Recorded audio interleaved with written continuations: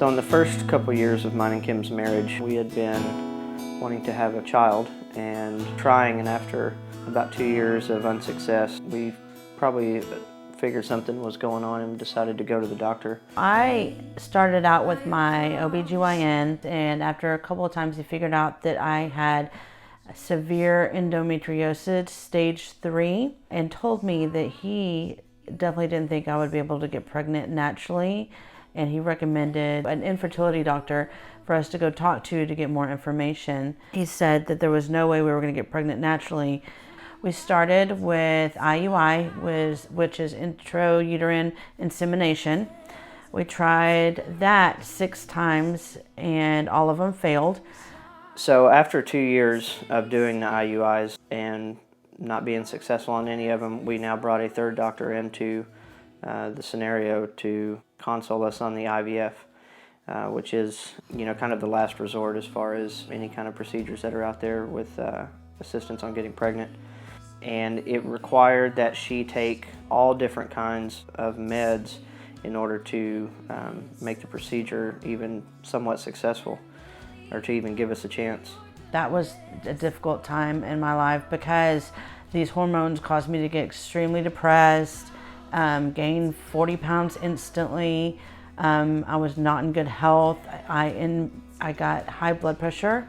I just felt like my health was deteriorating because we were taking all these shots. It just did not seem like a healthy scenario for her. However, the meds did achieve the results that the doctor and we were looking for.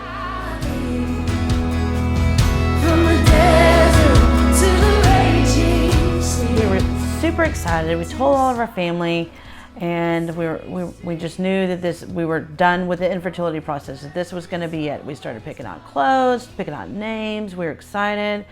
We go back for our 9-week checkup. He didn't get the heartbeat on recording the first time, so he took out his phone, really excited, and that's when the doctor told Chase to turn off his phone, and she looked at us seriously and she said, "I need to talk to you."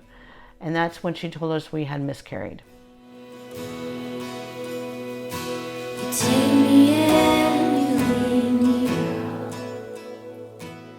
The baby's heartbeat had stopped beating 2 days after our 7-week checkup, and so had been passed away for almost 2 weeks. At that point, we pretty much gave up. I was depressed. I was heartbroken. I was mad. I didn't understand why we were suffering so much. I got just further down in this depression where I was blaming everybody else, and I didn't turn to God.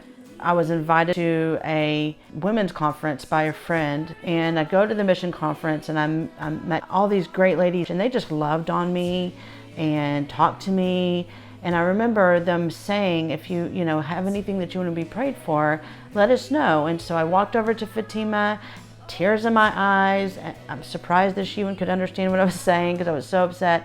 But I just had told her, I said, I had a miscarriage and I need you to pray for me because I don't really believe in God anymore. And she did.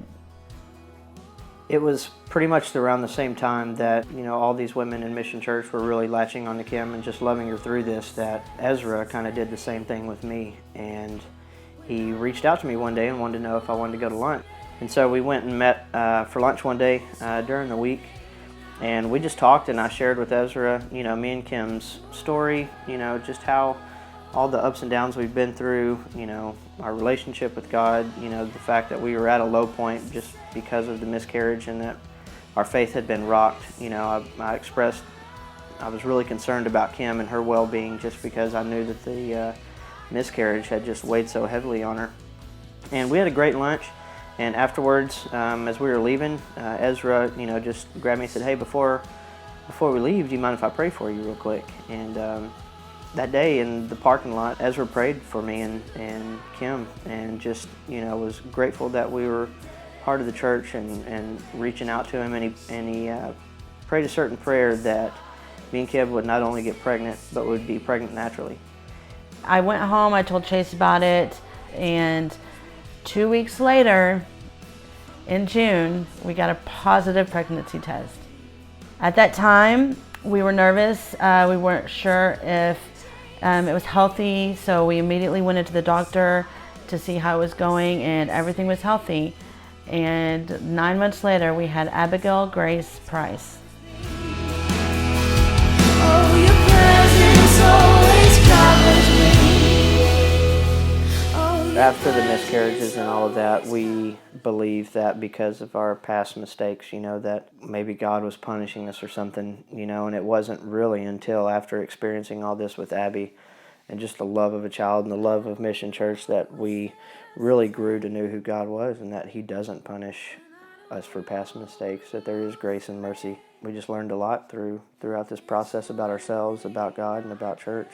So I feel that once we started praying and putting God back in our lives, it started making sense that trying to have a baby was an idol to us instead of God being first.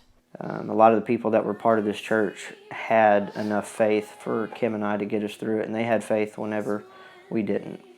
And we firmly believe that, because of the church faith, that, God blessed us with this miracle.